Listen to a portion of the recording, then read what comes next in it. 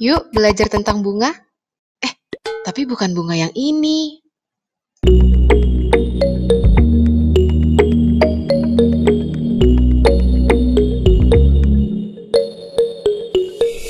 Assalamualaikum warahmatullahi wabarakatuh. Kalian apa kabar? Semoga kita semua selalu dalam keadaan sehat dan bahagia. Adik kakak pergi sekolah. Tidak lupa sarapan nasi. Matematika bukan cari masalah. Matematika itu cari solusi.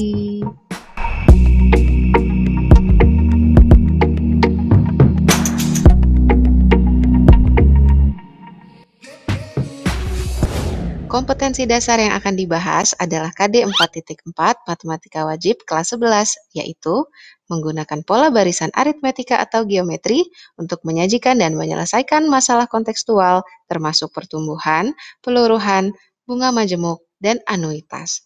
Melalui pembelajaran ini, siswa diharapkan dapat mengidentifikasi perbedaan dan menyelesaikan masalah tentang bunga tunggal dan bunga majemuk dengan benar. Dengan membaca basmalah, mari kita mulai. Rasanya sudah sering kita mendengar kata bunga. Tidak hanya berarti tanaman dan tumbuhan, di Indonesia istilah bunga juga digunakan untuk menyatakan imbalan untuk penggunaan modal dalam jangka waktu tertentu. Misalnya, kita menanam modal usaha di suatu bank. Bank akan mengelola modal kita. Pada saat jangka waktu berakhir, bank akan mengembalikan modal kita beserta dengan biaya lainnya. Nah, biaya lainnya ini yang disebut dengan bunga. Bunga terdiri dari dua jenis, yaitu bunga tunggal dan bunga majemuk. Bunga tunggal adalah bunga yang dihitung dari besarnya modal pokok untuk seluruh periode transaksi. Sementara bunga majemuk adalah bunga yang dihitung tidak hanya dari modal pokok, tapi juga dari akumulasi bunga periode sebelumnya.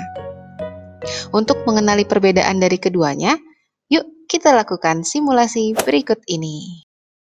Jadi, pemerintah kita punya produk investasi nih, namanya sukuk. Sukuk itu surat berharga negara yang diterbitkan berdasarkan prinsip syariah sebagai bukti kepemilikan aset. Nantinya, setelah jatuh tempo, para pemegang sukuk akan mendapatkan imbalan berupa uang sewa bagi hasil dan lain-lain. Nah, tujuan utama penerbitan sukuk itu adalah untuk membiayai APBN dan membiayai pembangunan proyek infrastruktur di Indonesia, di antaranya pembangunan asrama haji, gedung perkuliahan, pembangunan jalan tol, serta infrastruktur lainnya. Nih, lihat deh, kalau kita ingin membeli sukuk, jangka waktunya adalah 3 tahun, akan jatuh tempo pada tahun 2023 dengan bunga atau imbalan kupon sebesar 6,05%. Di situ ada keterangan P,A, artinya adalah per annum dalam bahasa Latin. Dalam bahasa Indonesia, artinya adalah per tahun. Mari kita berandai-andai jika kita memiliki uang sebesar 10 juta rupiah dan akan kita gunakan untuk membeli sukuk tersebut. Pada tahun 2020, modal awal kita adalah 10 juta rupiah. Setelah berjalan setahun, kita akan mendapatkan bunga sebesar 6,5% dari 10 juta rupiah, yaitu 605.000. Sehingga pada tahun 2021 ini, modal awal kita telah berkembang menjadi 10.605.000. Dalam sistem bunga tunggal, besarnya bunga adalah tetap. Sehingga pada tahun 2022, modal kita yang sudah berjumlah 10.605.000 akan bertambah lagi sesuai bunganya, ditambah 605.000 lagi menjadi 11.210.000.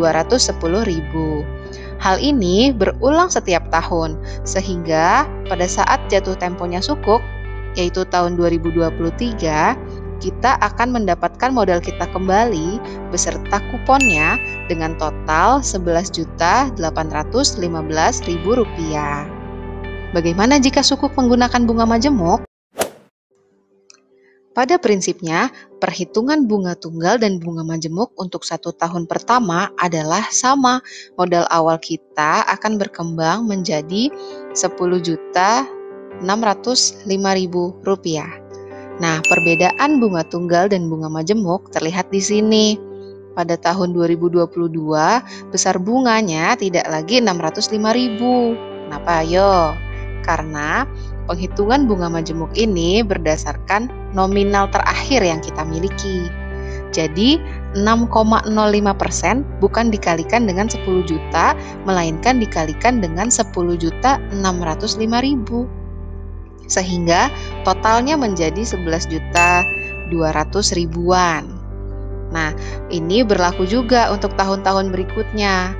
Maka pada tahun 2023 kita akan mendapatkan modal kita kembali beserta kuponnya dengan total 11.927.021 rupiah. Untuk selanjutnya, kita tidak perlu merinci tahun demi tahun proses bunga tersebut. Untuk menghitung besarnya modal setelah periode waktu tertentu, kita bisa menggunakan formula ini, di mana beda formulanya untuk bunga tunggal dan bunga majemuk. MN-nya adalah modal setelah periode ke N. MO adalah modal awal, dan modal awal ini akan dikalikan dengan 1 plus NB untuk bunga tunggal dan 1 plus B pangkat N untuk bunga majemuk, di mana B-nya adalah suku bunga dalam persen dan N adalah periode waktu. Ini adalah hasil perhitungan kita tadi. Dilihat dari jumlahnya, sistem bunga majemuk terlihat lebih menguntungkan ya. Hal ini karena sistem bunga majemuk membungakan bunga yang didapat pada periode sebelumnya, sehingga bunga majemuk sering juga loh disebut sebagai bunga berbunga. Bunga majemuk ini diprediksi akan menguntungkan kita jika dimanfaatkan untuk menabung atau berinvestasi. Ingat, Rasulullah juga mengajarkan kita untuk menabung. Simpanlah sebagian dari harta kamu untuk kebaikan masa depan kamu, karena itu jauh lebih baik bagimu. Hadis riwayat Bukhari. Tapi di sisi lain, bunga majemuk akan sangat merugikan apabila kita terjerat utang. Karena semakin lama pinjaman, bunga kita akan semakin besar. You get the idea. Di dalam Al-Quran, tentunya sudah terdapat aturan tentang baik, buruk, halal, atau haramnya suatu hal, termasuk produk keuangan yang memakai sistem bunga. Yang jelas, kita sebagai orang Islam harus selalu memperhatikan unsur-unsur syariah di setiap perbuatan kita. Sebagai bahan pertimbangan kita, Majelis Ulama Indonesia juga mengeluarkan fatwa-fatwa tentang tabungan, saham, sukuk, utang piutang, dan lain-lain.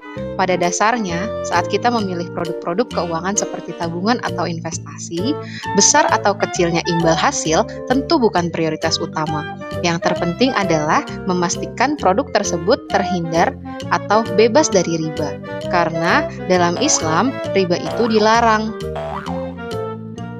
Allah berfirman di dalam Al-Quran surat Ar-Rum ayat 39. وَمَا آتَيْتُم مِّن رِّبًا لِّيَرْبُوَ فِي أَمْوَالِ النَّاسِ فَلَا يَرْبُو عِندَ اللَّهِ وَمَا آتَيْتُم مِّن زَكَاةٍ تُرِيدُونَ وَجْهَ اللَّهِ فَأُولَٰئِكَ هُمُ الْمُضْعِفُونَ. Yang artinya, dan sesuatu riba tambahan yang kamu berikan agar dia bertambah pada harta manusia, maka riba itu tidak menambah pada sisi Allah. Dan apa yang kamu berikan berupa zakat yang kamu maksudkan untuk mencapai keridhaan Allah, maka yang berbuat demikian itulah orang-orang yang melipat gandakan pahalanya. Alhamdulillah, pembelajaran kali ini telah selesai. Semoga kita bisa mengambil manfaat dari setiap penggalan ilmu yang diberikan. Terima kasih sudah menonton video ini. Tunggu video-video selanjutnya ya. Akhir kata, wassalamualaikum warahmatullahi wabarakatuh.